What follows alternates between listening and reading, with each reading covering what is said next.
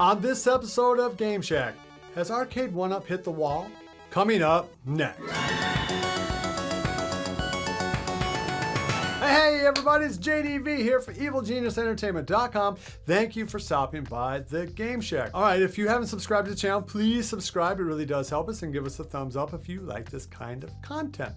All right, I'm gonna jump right on into it. And the topic of this episode is, has Arcade 1-Up hit the wall? Have they bit off too much to chew, or whatever other kind of euphemism you want to say? And the reason I say that is I went over there to Arcade 1-Up's website today, and I noticed that they had a bunch of cabs on sale, including the Simpsons cab for $200 off and their latest X-Men for $200 off. When you combine that with other retailers like the Brick and Best Buy and Walmart all having kind of similar sales over the last month, it got me thinking, oh boy, they really did overprice some of these cabs, or at least did not anticipate the economy going the way it did over the course of the last 6 months. And when you throw in the announcement of disappointing cabs like Dragon's Lair and Couchcade, yes, those products will have people who buy them.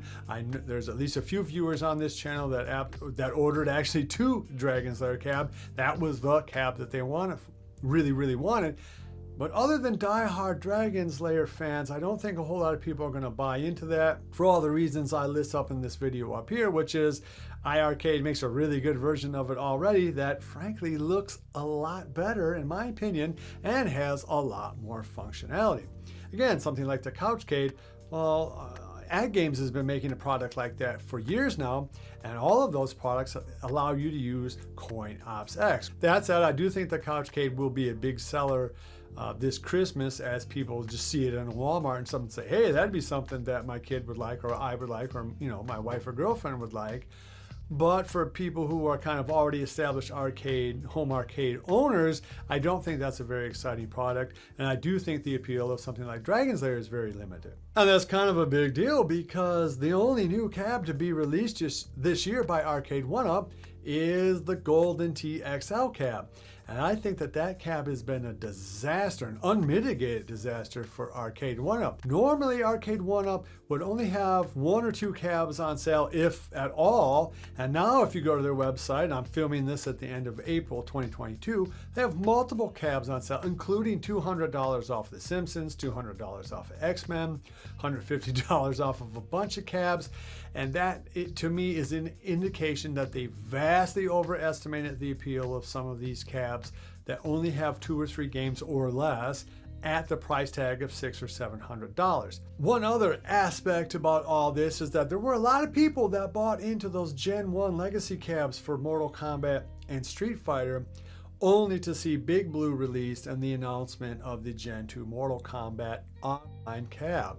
And I think that frustrated a whole lot of people and made a whole lot of people angry. And it's kind of hard to blame them. I mean, after all, you might have bought that cab as late as, what, June? If you bought into, well, heck, you could have bought into a Mortal Kombat cab as late as, I think, November, before they actually announced the Gen 2 cab. So there's a lot of, I think, frustration with Arcade 1-Up right now, both in the terms of no new real WoW cabinet announced for 2022, and the pricing that we've seen that's just been through the roof on some of these cabs, and kind of a lack of transparency. What is going on with their XL/Pro line cabs? Are we really going to see some of these cabs? Do we even want to see them if you're going to continue to put that same monitor that you have in the Golden Tee cab? So I hope that Arcade 1-Up kind of recognizes the fact that they cannot keep putting out cabs that have quality control issues. That is just something that they have got to get a grip on, regardless of pricing. And I also really do think that this hobby was at its best and most kind of growth expansion possible when you had cabs that were for $300 and $400. Now I'll say this, they did release a whole bunch of new cabs in 2021, so maybe it's not such a surprise that they've only announced this Couchcade and a Dragon's Lair, and of course they released that Golden Tee cab that is, Bula. So maybe that's not such a surprise.